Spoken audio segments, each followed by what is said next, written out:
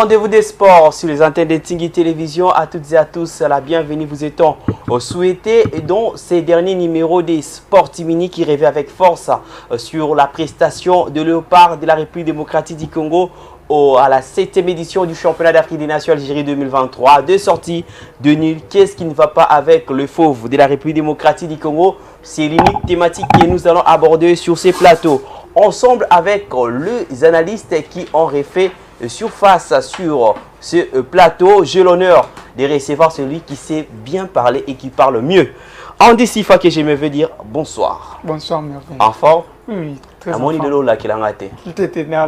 Heureusement. Il sait bien parler, mais à ses côtés, j'ai également à équilibrer par rapport à l'expression, mais également l'orgueil. Avec Gaylor Bassoa que je m'en vais dire bonsoir. Bonsoir mon ami, bonsoir à mon ami aussi qui est en face de moi. J'espère que le plateau est aux anangos na chaleur, mais bao bazana babila batation abatia moi bidon il y a 5 litres mon panier parce que bambodi ko bimalelo sans limite. Merci. Sans limite, ils en a deux phases. Les lots, tous en a 4 batubakoloba parce que na minute koya bilulu précieux orzanabisu mais également Marcus, il y a la statistique. Alors, Yangonde Ezali au Tokoloba, mais également Tolobela au Italie, championnat Pefkin. Déjà, phase retour bientôt là, déjà, ils ont mais dans Mayala, derrière la baie vitrée, mais également Isaki Kourangi, Sportimini, coup d'envoi.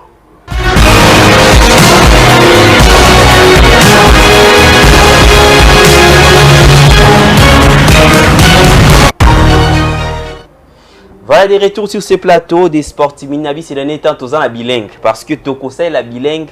Moi, au Mobimba, peut-être petit dessin parce que aussi longtemps le port Betara Mabeto c'est la bilingue. Yangwana. Alors, on revient sur le championnat d'Afrique des Nations Algérie 2023. Hier, la RDC a été à nouveau accroché par les éléphants locaux de la Côte d'Ivoire sur la note de 0 bi partout. Les poulains d'Otis Ngoma Kondi n'ont pas pu faire mieux devant cette formation qu'ils ont eu à 2 reprises croisé justement dans ces championnats à battre avec facilité. Mais hier c'était une autre chose parce que c'était une équipe sans armes mais également loin qu'on pourrait espérer à une victoire. Alors je vous invite à suivre le résumé de cette opposition avec le highlight de la CAF. Suivez.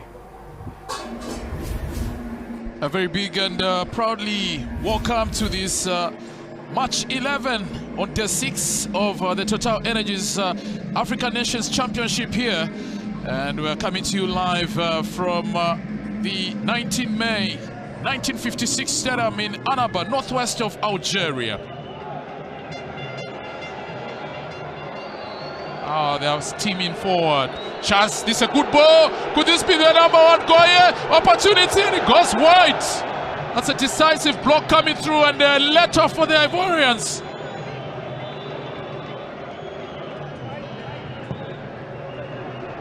An opportunity.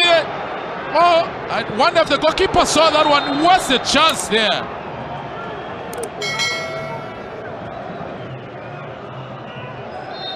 Somebody might be in trouble here.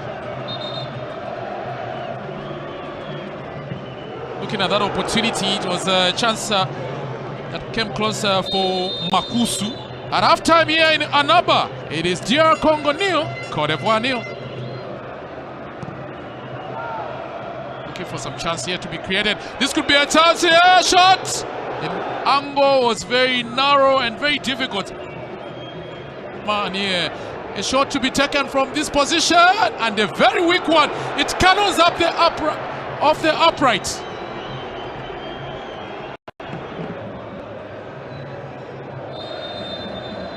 So a second bookable offense, and we've got the first red card in the Chan tournament. Corner taken, and it was suddenly going for goal, and the final whistle come through here. Congo GR nil. Voilà, c'était là le nul des goûts amers au RDC à Sénat qui a enregistré lobby na deuxième sortie nae na championnat ya Afrique des Nations organisé na côté ya Algérie. Alors, le nom loba mingi parce que ngana kabina maloba na ngai po thématique est simple. Attends que tous en ont comprendre ngo nini ya mabina ba léopard. Nini yango mabina léopard parce que tous aki na lopoto to bongo le on to tiongo na lingala po munyo sa sosola. Nini yango ya mabe na léopard na bani na Andy Sifa. Nini yango ya mabe na léopard dans le jeu, dans l'organisation mais également na où étali motivation et détermination. Oui, par rapport à la contre-performance, il y a, je m'excuse, il y a Léopard, responsabilités à partager. Premièrement, on avait évoqué l'autre fois, problème, il y a ma prime. Comment expliquer équipe aux autres des compétitions? Il semblerait que depuis Babandaki, préparation à Kinshasa, ils n'ont touché même pas un franc. Et les joueurs, il y a Bongo, pour s'attendre, ça c'est important dans le terrain. Premièrement, gouvernement Nabiso, pourquoi pas qu'on débourse Bongo avant l'équipe Kende? Baké Brazzaville, Bazoni, Simbi même pas un franc. Et puis vous attendez après première journée, Betty Bienté, les Bobby qui non Bongo Boina. Deuxièmement, responsabilité à plus chez l'entraîneur. Je ne sais pas. Il est allé là-bas pour faciliter la tâche à Miayo, à ça la préparation à Mazembe ou comment? On avait suivi les premiers matchs. Presque 90% de joueurs à Mazembe, qu'on ne se voile pas la face. C'est ça que tu as contre Mazembe, non. Les joueurs rebellés, et vous revenez dans le deuxième match, sauf Luzolo, presque quand les joueurs ont Subazongi. Un entraîneur, ok, compétition. Vous avez 11 de départ, il y a sûreté. On a vu le premier match, il y a un visage, bien sûr que lobby, les joueurs sont blessés. Mais la plupart des joueurs ont été lobby, et ça va jouer à Sika. Tolobanini, équipe va payer ça à la veille de compétition, ou soit Yom Tosali, recrutement, pardon, sélection et puis préparation. Entraîneur à la qui si ba limite naïe. Et je sais vraiment que c'est un entraîneur, bon je ne peux pas dire amateur, mais on a un niveau de la compétition le roi Bachanouane. 2 matchs, 0 victoire. Et puis à côté de l'histoire, donc il y a battre record. Au lieu de battre record d'une manière positive, il y a battre d'une manière négative. Premier entraîneur, il y a RDC a battu 2 matchs à Chan, depuis tout le monde qui est Chan, sans pour autant qu'on marque même un seul but. Donc RDC non tactical au salé local, mais Otis Ngoma a continué l'histoire. Comment est-ce que aux hommes un joueur comme Maxime Pierre et Mika Miché tellement fatigué et tu attends jusqu'à ce que tu communes à 70e minute pour que Bimisa Bango pendant qu'on cherchait comment marquer un but. Pourquoi pas Koboma Bango au quotidien il y a comme c'est un médiateur et puis tu cherches un autre numéro 9 c'est qu'on déjà Marc Makous. Aux élites tu communes à 80e minute au Yokota Adam Bossou et puis l'autre là Obed Mayamba.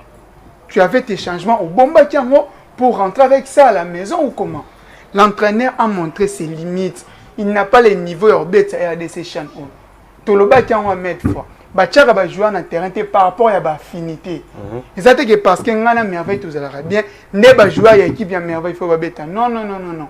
Bachaka ba meilleur joueur au baza performant. Tozoni sunaka en so moi. To monango.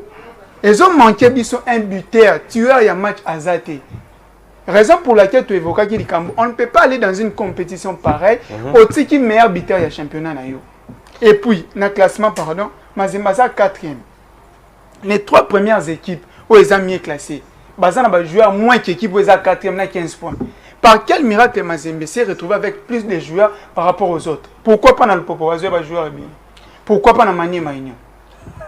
Wa photo tout n'a pas aussi singo mapo, yine mutu aebi. Mais il y a autre chose qui prime ba réclama qui n'a pas zonga na kota prime na kina pande ko na gelo. Ndeko gelo ba lobby ni nyamabe na léopard. Est-ce qu'il entraîneur ne mutape si classement ya mabe to ba joueur de tout ça ya qualité parce qu'on a vu des actions où il peut permettre RDC à Tiababu mais sauf que finition c'est comme si ça qui fasse ba travailler na ba ngote. Ba ça ba qui n'ira pas participer na ba on a chan et puis ba zonga na bango comme ça mbongo na bango oyo. Et ça n'a pas de temps pour régulariser la situation, pour transférer dans leur compte. Ah, mon cher ami, nous avons un souci par rapport à Léopard, surtout dans le championnat. Nous avons répété vraiment dans le bien. Mais cette fois-ci, nous on dirait que nous avons fait un sambo. Nous avons respecté. Point de vue, analyse, il y a des gens qui ont ça là, bien, mais il y a des éléments qui ont chapeauté dans le salaki. On est dans un bâtiment où on s'organise, équipe nationale, le football, la nation, na état critique. na soins intensives ou bien comment d'abord ba yekola ko kotsa football na koma bango ba vanda qui vraiment ba qui d'énergie na bango pour na kotika football na biso na koma isaki ndokiti wana ezana batu wana na kotanga komona bango ezo engagé nga et puis ezana batu mususu pe ba yaki ba s'organiser au lieu ba sauver et loko batika ka na nini na koma bango ba ye ko ramener en morgue et là va bosser za fédération bandi ya bandeko au collège ya bandeko mar bango tu ba tiwe football ya biso ya Congo ba bandi ko tiwe championnat biso toza au moins 3 saisons yango toza ba grand joueur était. On a des bons joueurs, mais on n'a pas de grands joueurs dans le championnat. Parce que niveau compétition, niveau compétition et Kiti Makas Ndegonanga. Moi, il y a 3 saisons passées. Ndegonanga, ils ont ça la fierté il y a Congo au nation football. Non, et la fédération, na moi na elle na foot bazo permettre que tous en a bons joueurs.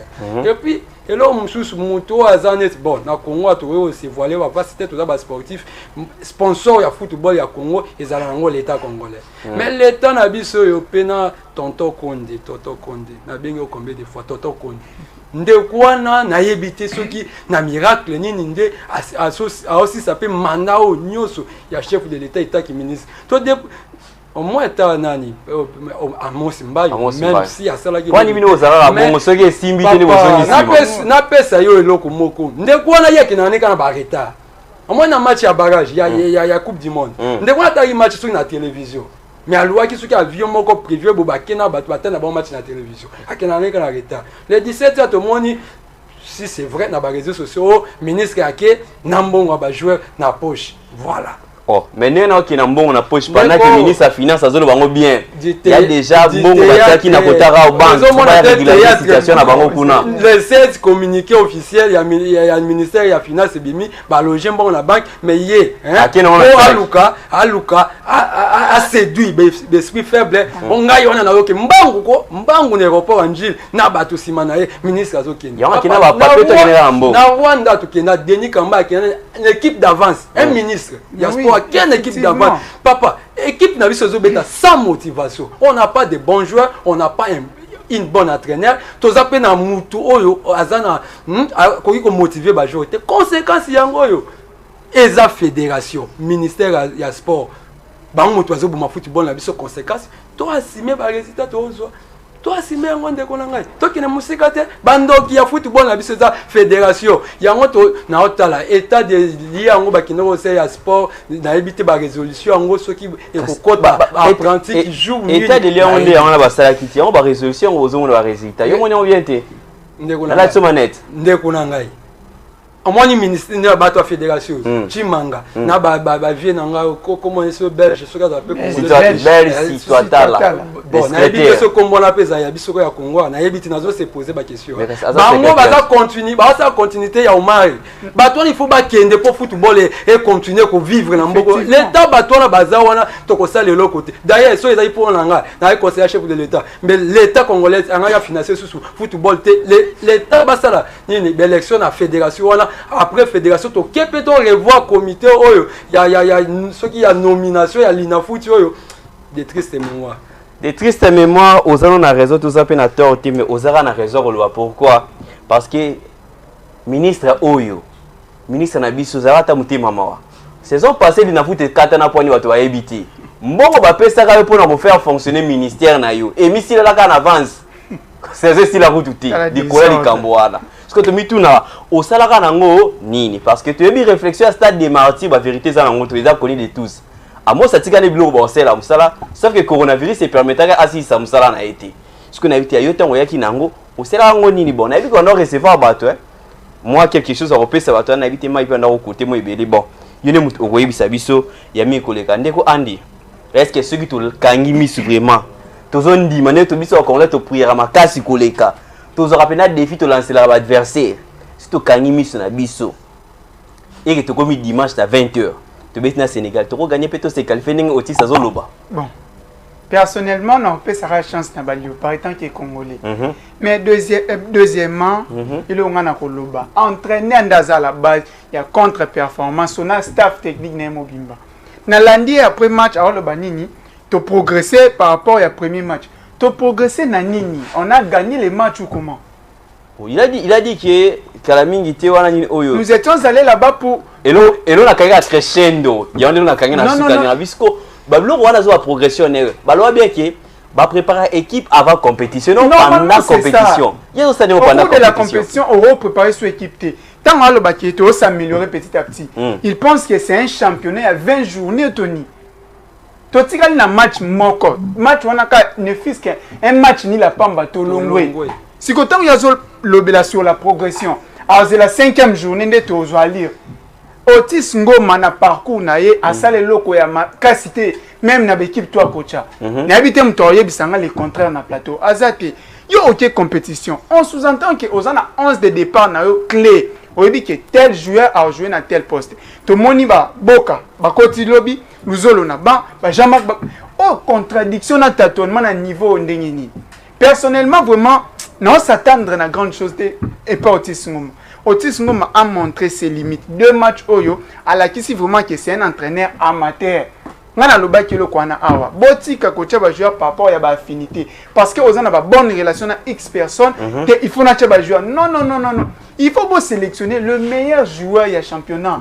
Tout le monde yango awa ba équipe beti. Hein? Total championnat ndenge kei. Naza contre Mazembe te menazo le bel entraîneur. Mazembe aza 4e na championnat. Pourquoi Mazembe s'est retrouvé na plus de joueurs par rapport aux autres? Il y a un joueur qui est au ciné na Alila le pas baigné. Steven Ebola. Un bon latéral droit n'a évité par quelle magie à se retrouver même pas dans la liste. Joueur le roi Kai Mendoto ni na DSMP. Titulaire indiscutable pardon. Kevin Mondeko a outi na choc mais boké au sélectionné. Papa to ça makambo par sentiment. Tout cas toi na combo entraîneur, on se croit être au-dessus de tout le monde. Choix na ngai ndé premier. Tozo pe sa RDC chance mais ceux qui ka entraîneur azo continuer na ba même bêtise. Papa, dimanche après 20h, wana et comment critique côté commander ko finga parce que entraîneur azo promettre eloko mon côté RDC et beteli loko la match est venu des avenues na avenue misuba lati misuba longoli donc des avenues ou peut-être besoin en concurrence pour beta il y a pas un animateur de jeu numéro 9 kutu to ebite nani rochabi o mutu monto otane match lobby il me dit match onde beta mana e baté bi e uta na kisi mu pepende mi ma ballon na poto donc au moins même ba médiateur ba fournir ba ballon te pas ba attaquant ba numéro 9 na ba o ba coach ki na o ba bandaki donc mutu na muta obeta c'est comme si na ndenge na à part ikanga lombo Eli Panzu na fini magema o nga na mona ki lobby vraiment ba sepeli biso les restes wana il y a aucun joueur on a personnellement na sepeli na ne beteli et reste mais on te pour nos CPC na spectateur on doit betane kuna pour défendre couleur nationale babiki air bozo yo défendre couleur nationale we ba rappeler ki botiki bande ko na kata mbuka tension zo mata air nyos léopard na biso lion pas boza pe mutima mawat yo va na pena bolingi boule 910 500 batinda ki binongo na Rao Bank tant bozo nga boke ko bimisa ngo jiza ya bino mais tant bosser la biso c'est comme si kutu ba pesa bino eloti. Est-ce que vous avez procédé au Yoba? Vous avez qui concerne la banque ou en début de Boyeba? Ndeko Kielo. Ce qui total Otis Ngoma. Na ba titre na zana ngona mboka na biso. Na délégation qui ndaki nango ba ko rassurer na ba match amicaux. Est-ce que dimanche na 20h RDC a cause un espoir ya ko se qualifier. Ceux qui ont se qualifier na belemani ne se qualifier. Bon, ndeko na suka na bana en place sur qui wana état que congolais ndeko na lobaki ya bato souhaiter ba bonne chance na équipe na biso de se qualifier mais ba chance ngo za ki makilande ganga on ndenga bien hein attention to se qualifier to ça le côté avec équipe to ça nango na entraîneur wa zanango sans discours to ça le côté na ngi na zonga elo mona bisande kuna ndeko otesi ngo malai na ndako na ye alala ba pongi na ye bakina ko zoaye kuna mutu a fait signer ka entraîneur hein c'est la fédération hein fédération wana mutu tozo kanisa ki ye mutu akina ko benga ko solliciter Otis Ngoma bon na ba critère nini ba solliciter ki Otis Ngoma ya on peut le poser ba question yango na ebité bon tant que na sous informé azana club ni azo a traîner club sans club Otis Ngoma yo bien la dernière fois ça la club tazaki ni oyo directeur technique ya nani ya box ya RDC yo ba ki ngote ndeko nanga yepesa kanda toleba makamamboka De temps, si tu as ça, on va papa, nyonso eza copie, ngabe na o copie lo chocho, voilà, hein? Zoa baye bati notre étiquette, ba dicto, ba joueur, azo ça là par rapport aux locaux fédération, c'est ça qui est. Parce que un entraîneur comme Nani, Otis wana ceux qui ba zoa qui vraiment bati sélection à celle dans la salle. C'est comme si ba recommander ba joueur parce que yé par na niveau ko zala wana te tant ba tie ba pese ko ndeko na ngai entre Miayo ou bien entre Pépé Chong. Ayebi ke biso mi balé père moto betanaka, je suis invaincu bien hein? Mais tant mieux au moins ta Pépé Chong ou pas Pépé Chong parce qu'ils ont prouvé dans le championnat national. Mutu azo beta yebi déjà ba adversaire nyoso. Ayi ba joueur nyoso c'est Pépé Chong. Moi qui est nani tonton nani tonton Pafi Miayo. Mais yé bazou na critère nini. Donc na critère bazou qui ba signer qui ba contrat na ba na chambre par rapport à l'histoire. Il est dans le pays à Salaka nini. Avec le métier un peu finage au moins la papa Chimanga. Ozo sala soki intérim na yo. Nazo ta la caméra, ozo intérim na yo. Si c'est intérim non na kimia kolukate ko faire énerver ba congolais. Muto ozweli biso ti on azo mérité te yo moko poye bien. Mais au nom, il y a intérêt na bino bozweli biso mutu mo bati ya biso. Bo ti la biso ywana. Chan eza championnat moko to beta ran dada. Tant comme semble biso difficile, c'est qu'il y a une petite ça ne va pas eza na kati wana. Boza à faire devant ba congolais. To ozela bino. Hein boké kuna boya biso résultat. So boya biso résultat te. Boya biso ba kinwande to se comportaka. Mais eloko mona ngina loba. Ndeko. Amoni eloko moko to banda ko ça la match à bagage biso ba congolais to banda loba non il fallait biso to kende en place Maroc nini. Mais Maroc a prouvé biso so ti mondial. Ingaweza mobulu ha. Ingaweza mobulu. Yo va pas au niveau te. Oui. Même situation yango tozolo ba na équipe nationale. Oh kutunde kozala pipi par rapport aux locaux. Nzambe asunga tata Nzambe asunga ne balobaka pe moi systématique à côté livolo kuna so ça la paix. Bon, tant mieux hein. Ba candidat livolo da bango da bibi misna bango. Alors, Andy Sifa, tromi da ko citer conseil nini topé qui serait ta position, topé conseil à prodiguer pour na ETRDC va ko faire ko changer donne pour la match à dimanche. Oui, conseil vraiment pour l'instant ils a été pour bani. Pas que ça muto alinga kende. Aussi on attend un peu qui s'est été. Otis Ngoma, dès le départ, il avait déjà fauché. Tu ne peux pas aller dans une compétition pareille. Otis qui est meilleur buteur du championnat Nayo merveille. Ça ne se fait nulle part. Il y a une expérience. Expérience par rapport à quoi? À part DSMP, Otis Ngoma a coaché club Ninya, Mnene Yoyebi en Afrique. Au pas même en Msika. Entre Yena Mier, tu as exemple, Yena Mier expérience, c'est un dernier mot. Expérience par rapport à 2020. Mais Zakina Jean-Florent Ibenge Kouangé, Tozaki na 2 victoires, n'a nul encore. On a vu comment Miayo avec la rotation équipe parce que coronavirus en bêta. Mais Miayo faisait toujours quelque chose. On a eu à découvrir Amédée Massassi. Amédée Massassi, c'est le rôle de Joker et Simba. Ndeko na biso Gelor, Lilobana ya suka to pe tolère au pesa, to pe quoi apaiser tension na Congolais et ba ko meka ko croire encore que dimanche peut-être il y aura moi miracle koko biba. Bon, état congolais, nous avons Pépé Otis, Pépé. Vous avez des responsabilités, jouer dans le discours, il y a bien, des petits, et puis peut-être aussi, même si tonton Serge, je fais à Kiekouna, tonton Serge, renseigner Banake, moi c'est systématique, il y a moi bien vraiment. Bon, que ça n'a pas toujours qu'il y a des élections, mais quand même. Le Premier ministre ensemble na ministre de finance basal effort moi loko ya moi bien et ya mupandiana bango pe basala musala ils sont comme des soldats au bazo défendre biso na est kuna deva ba rwandais bango pe il faut ba kini ba défendre ekolo kuna parce que zambongo ya ngana yo mutu e futi la bango biso to ba propriétaire ba moyen wana donc bango ba représentant na biso il faut ba jouer na discours ya on a là ah papa Flora Yo matin on est sur la radio. Ya flow on a pas discours bo ozo ka discours. Ah ya Denis Kambai.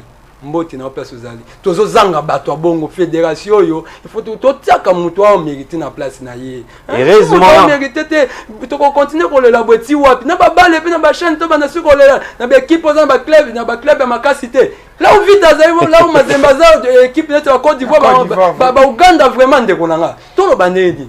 Heureusement, on a lobby dans la minute bozo mon pour habiter les radio té. Bili les hommes les olax sabino. ndeko Gelor déjà ma mission comme na otanga lokola mbuli bande obeta na tongo ezo misa ki bato baza inondé na Andy Sifame tozo na kota régie avec la complicité ya Isaac Korangi a otia biso réaction après match ya Otis Ngoma alobi na biso nini bon vous avez explication en attendant tozo préparer plateau pour toza ndeko na biso précis na Marcus pour Marcus c'est déjà ba statistique déjà takière la statistique na coach abeta ki na boy joueur à ça qui alors on suit cet élément et on se retrouve tout juste après. J'ai dit ceci, le premier match contre l'Ouganda, on a mal démarré, donc un retard à l'allumage. On a eu du mal. J'ai donné la raison. Les raisons, c'est que on est arrivé avec 28 joueurs, dont certains garçons n'ont jamais joué aucun match amical. On a fait des matchs amicaux ici, donc avec la Libye et puis le Mali. C'est là que on a essayé d'avoir certains liens entre certains joueurs, comme par exemple aujourd'hui vous avez vu la prestation Fingi et Ikoyo, c'est le premier match ils ont joué ensemble, donc parce que par manque de matchs amicaux. Mais le premier match on n'a pas été bon. Le deuxième match on est en voie de progression. On a vu quand même quelques belles phases de jeu. On a vu il y a du progrès malgré que c'est pas encore ce que Congolais attendent de cette équipe. Mais on espère récupérer Mondeko lors du troisième match, parce que là, elle est sous traitement, mais je crois que ça se termine aujourd'hui. Donc demain, éventuellement, il va reprendre la course. Le vrai problème, c'est que pour les troisième matchs, on était obligé de faire un peu mieux. Faire mieux, pas parce qu'on n'a pas marqué de but, mais dans la prestation, que ce soit individuel ou collectif de l'équipe. L'équipe n'arrive pas à jouer. Donc il y a certains paramètres, certains détails à corriger encore une fois. Mais ce que vous devez vous rendre à l'évidence, c'est que cette équipe-là s'améliore au jour le jour. On fait notre préparation dans une compétition qui vient de démarrer. Parce qu'il y a des garçons qui se connaissent même pas. Dont les binômes ne sont pas encore, je peux dire ça, on n'a pas créé de l'homogénéité dans tous ces secteurs-là. Et je crois que si on arrive à gagner notre troisième match...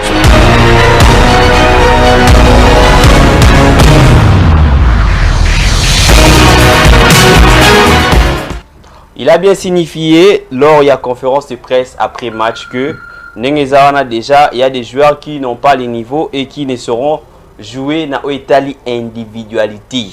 Donc on le bien en témoin déjà reconnaître que l'équipe n'est pas faible. Péding ça déjà so talibé va dire na déjà azo senga bino bexquise anticiper que so simbité vous comprendre que va jouer na biso mamu mingi pina et simba kina nte na mo ya ngomoni ya naval pe to salini to zo buname et zo simba raté.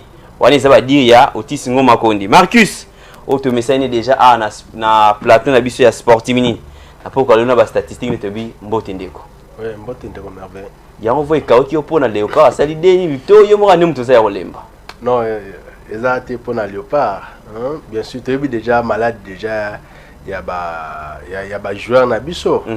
To balele les là qui a mbongo qui et en plus de cela to monique ba les morts j'ai route zate.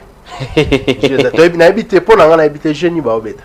Ah, ba kosela na bango famille ba pesi so mbongo te omoni mutu esala te ponini et bon vraiment motivation moi kanyaka na poche ça la moi bien et ça que mutasi abeta bala malonga mais bango ba pesi bango mbongo basali ka eloko te ye wana pe na mpanzi ya biso lelo pona mbala liboso tozwi précieux bilulu mwana vea te pesi mbote. Merci beaucoup Merveille. Vraiment merci ça lenga surprise ya pour mon invitation. Mais bon avec la choix il fallait quand on a répondre pour que ils allaient bien. Je crois que figure déjà bala vea ba yebi après si tu le avec Libeka Mbote c'est ça pour moi mais tu es l'indel Léopard le tolé tu es Léopard ndeko na biso précieux mais Léopard en zo beta mon dirait avec là l'équipe Léopard na beta mais pas longtemps une heure passée dans le BC Bandego au monika Côte d'Ivoire wana ceux qui ont la vita actuelle mon limo zo beta la mikolo na lina foot mais 2-0 c'est Vandagi parce que son dans le bas façon avec les bazo beta au PC exemple wana la kepeka na li wana 11 de départ, il y a entraîneur Nabiso, Oiseau aligné. Je crois que notre entraîneur Otis Ngoma Alors ça la erreur grave. Oh. Mais je te dis franchement la vérité mon frère. Ah. Je vais essayer comment entraîneur et on moni l'histoire na c'est l'erreur grave. Mais bon, et ça comme entraîneur tu mais quand on a ton entraîneur, on sort la match, on sort l'analyse parce que nga za son la match, na ça l'analyse. Analyse bon, erreur na ça wapi. Na match ya biso lobby. Erreur ya coach, on a mona ino ce jour-là, ils en a milliers. Oh. Premièrement, ils en a milliers. Tous en a deux médiateurs. Bazaki ya na moins. Ko soit mutu wa Michel Mika na Suzé Manga. Bon ça la rôle na bon. Moni qu'on soit un ailier comme Ikangalombo, c'est un bon joueur d'un côté percussion. Alors, soit ça qui n'a pas 10, il y a bien d'être le bar, 8, il y a bien, meneur de jeu. Occasion très dangereuse dans la défense adverse. Mais comme l'entraîneur, vous excusez-moi, la montagne se sonne mal, mais l'entraîneur c'est un inconscient. Oh, voilà. Mais c'est déjà le bien on m'a bête. Mais c'est excusé parce qu'il fallait que ma pote tous en a passé. Ndeko na ngela otoko pengler le mot awaki. Depuis tous à la RDC na Chan. Tout ça là 0-0 dès jamais la deux matchs. Et la chose impossible dans un pays le grand pays la RDC à sa Côte d'Ivoire au niveau à Chan au RDC na championnat de foot tous à 6e position selon mal organisé tous en un pays. Donc ça là niveau et résultat autour parce que un entraîneur a joué battre de quoi qu'il est. Ah voilà.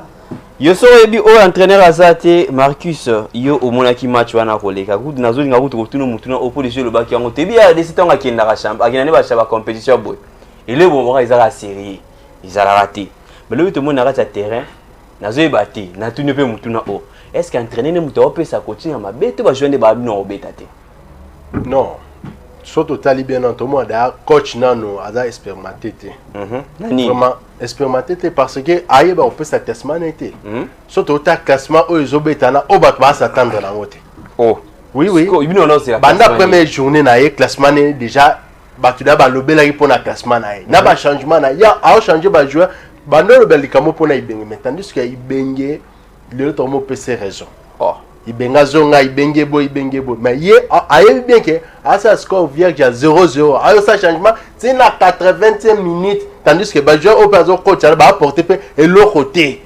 na ba joueur ya zo coach sana et le raison na Léopard tout monde na bélier bazate mais millier zate bélier bazate parce que Léopard to bi le prêt beta na bélier na millier mais surtout tali vraiment percussion na bélier bazate au ba servir ba neuf le Jean-Marc Lobiemora zonga pour na luka ballon azo ça va tellement la ligne pour que ba récupérer ballon bazonga toujours occasion ni l'hôpital la match lobi occasion ni net na moni occasion mi balé mais joueur sauf Kazaki na loko ngapi na zo tourner na ba base ya football ekimba joueur baza première récupération contrôle la ballon pour relancer ballon parce que moi joueur azara à quelques mètres na je pas passer pas ça pose problème na habité ce pour le basuka entraîner comme ça c'est bon non sur le but que bazala nous ba ko récupérer ballon te pas repérer ça passe tonini tout le monde ba collision ba joueur wana pena esimbate c'est ko rajon na mamnozo lo oui ya on ka le but parce que o ka si on to zone na coach ba joueur ya zo tchawana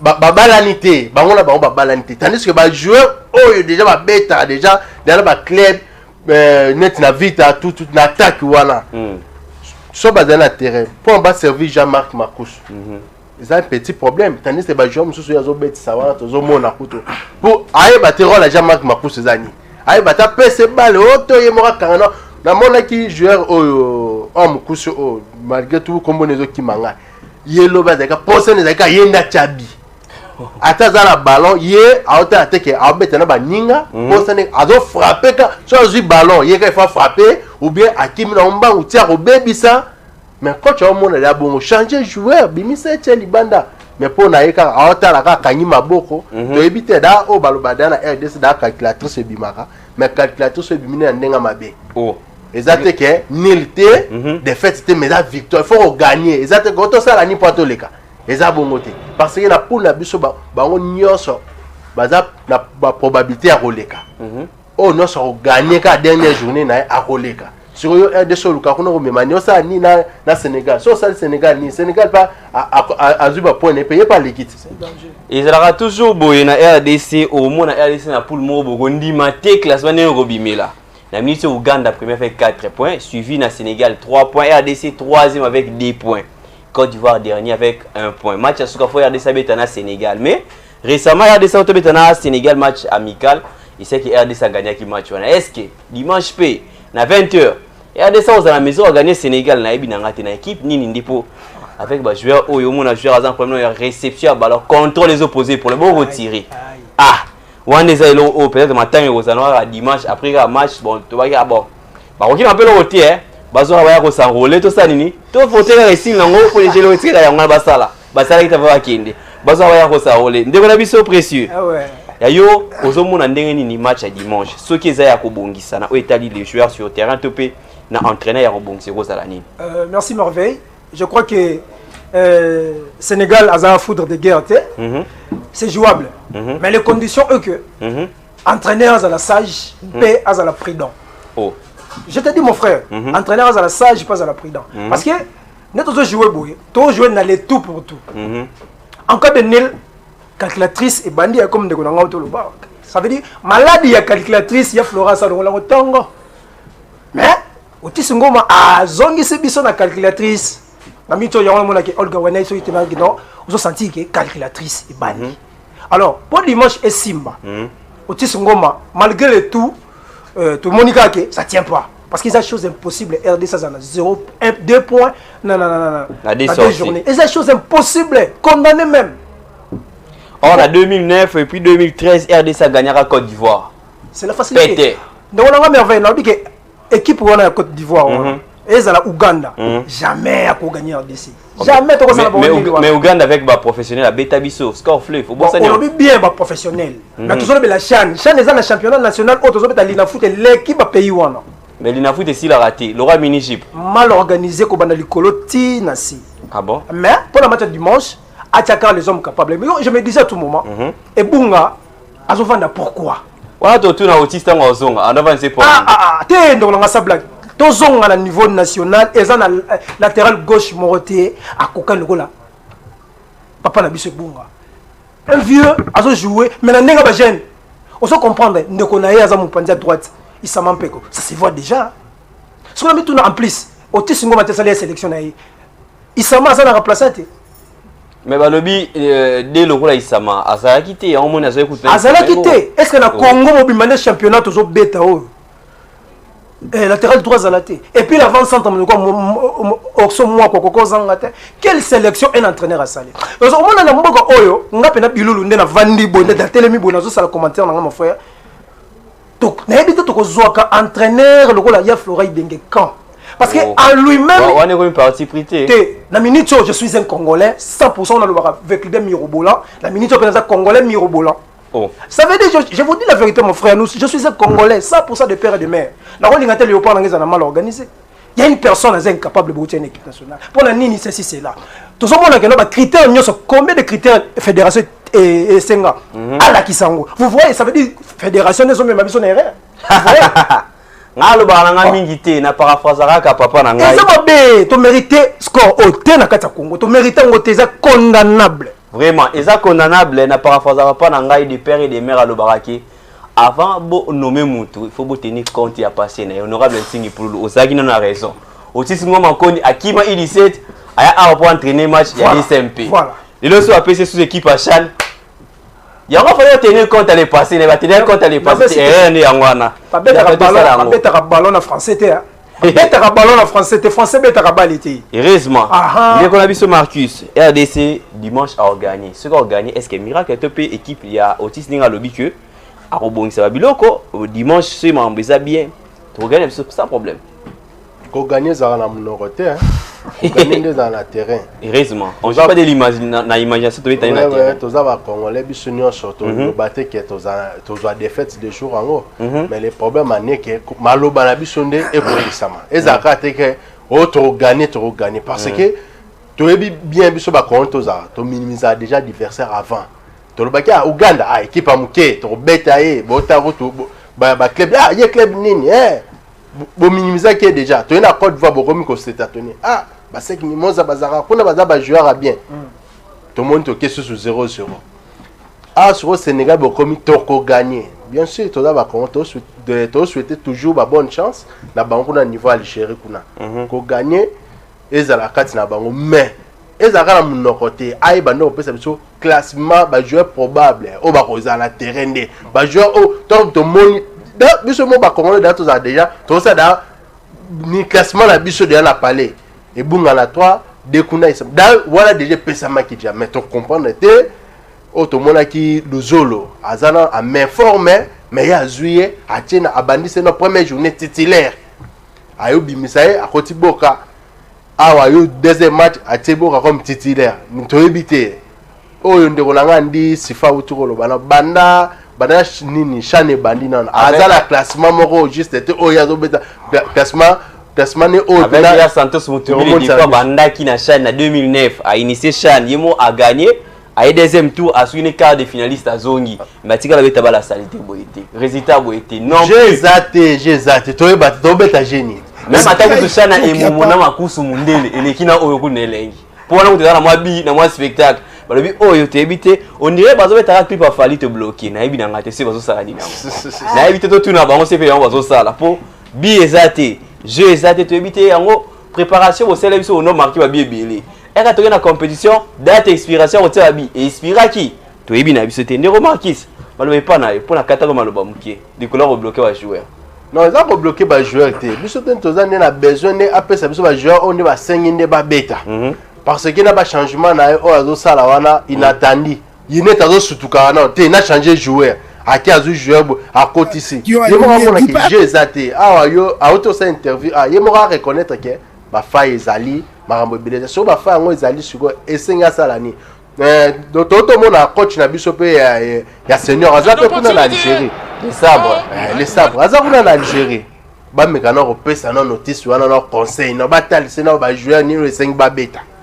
nala malobe belete parce que match ngo nande na zotala bango kutu boye na hebité toloba nini j'ai zaté be balela ki mbongwa na bande ko ngai awa alobaki na ngalobi ah bino bokeno jeudi bosala émission lobi mbongo no biso to mona ba beta na nous jeter bino bolo bakaki ba pesa bango mbongo fallait to mona no je qui to bien c'est ba sali nini mais ba beti je mais bino ba le baka mbongo so awa mbongo ke na mona komela inga alobi papa na biso ko nini mbongo yango ekei siko ba joueur ba beti ni kuna car même je ba beti contre Uganda yango so ba ko se répéter sur la je wana siko je salue à toi en passant de Koroli Kinzumba Ndeko Roli Kinzumba lobi makanisi no zaki no prophète ya malaya te bolo bagi no ka bosolo bagi na oitali ndembo boy ndeko na biso précis ce qui ezali ya koloba ya suka pona équipe na biso est-ce que ba congolais so ba vandi dimanche ba utia bango ya bango banda ka nzambe ba vandi liboso betandeki na bango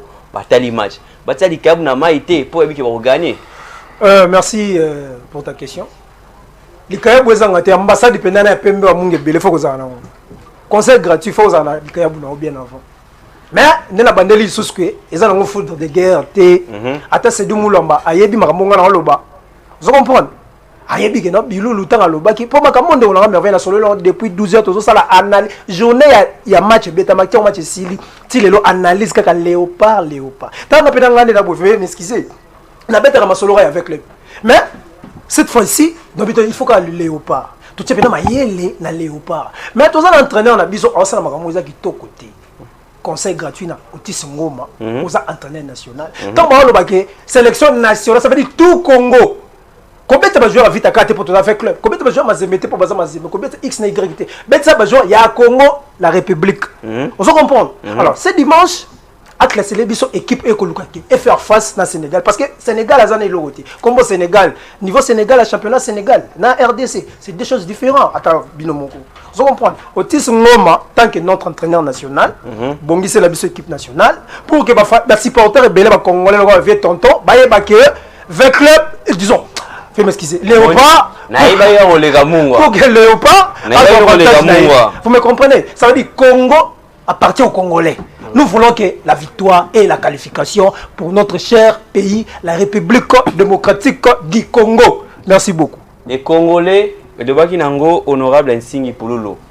Il faut pas raboler la richesse à Congo, il faut que Congolais basana. Ah oui. Allez, si vous sous, pour n'a qui bino pas maté pour faire sourire dans le peuple congolais. Otis Ngoma vanda ki na yo bazuyo ba pesio équipe nationale ezate pour opesa biso tension te eza pour ça la musala malamu pour être résultat malamu emonana mais yo le contrôle mo sala biso mo pesa so attention mitema na biso ba roza e babi kila ne ba komba ba loba ezo babi kila pour tension l'équipe magas koleka mettre au senga na yo zongela musala na o ezalaki nango pour les passer na to yebi yango to zongela na plateau to beta lisolo les passer pour aloba ki yango pe to tenir compte à les passer na bino. Est-ce que vous avez des pères et des mères to tuni mituni be na mbala moko Papa Marcus na yo maloba liloba na suka moi quelques salutations pe copé sur moi point de vue pour na match ça dimanche mbala moko pour ministre déjà comme na suka na rozo na développé pour déjà toujours citer. Ouais, surtout bani makamba Léopard awa ils ont vraiment tola na ngo. Ils ont la noter. To banda on peut savoir testament biso dimanche déjà joueur boa beta bien sûr que to peut porter moi message mon qui to le cola coach aibo ça testament mon qui toko le dimanche pour que talara peuple mobimba bazela kaka victoire bazela victoire moko wana ka o sauver nation hein oh moi on va route belé sa route na nga ba sa route belé mais ya le belé zate. Mes salutations, Ndegolanga Yannick Mabiala, sans oublier Onyos Balanda Bisso, na Tingi Poulou Télévision, et Bélor le Bezate, tous la victoire le dimanche kara. Bye. Voilà, Yewana a Tegout Baipo, degré à passer à mon thème. Elle aura mon bazu, Mbeli, Bazo, Chuba na mon thème. Na Boetora le bébélé, et un homme qui trahir Bisso. Balobi ngonga egala ngonga the time is money ngana boy na ngate ko pesa wango mani na bango po oyo otisa zo pesa bino elegata kuna li kofi nango na tombeli bino ma suite à programme malam na Tingi Télévision. Merci d'avoir été des nôtres tout au début de cette émission. Je salue également ceux-là qui ont honoré l'invitation de ce soir parce que ils ont vraiment pris cela à cœur. Je vois Andy Sifa, Biolo Précieux, Gelor Basso na mais également Marcus Moutunabiso et attend on est surtout bien OK analyste des maisons parce que a changé une connotation à Sportimini Camille de espèce en combo Marcus Sportimini Azé Abisso Longo.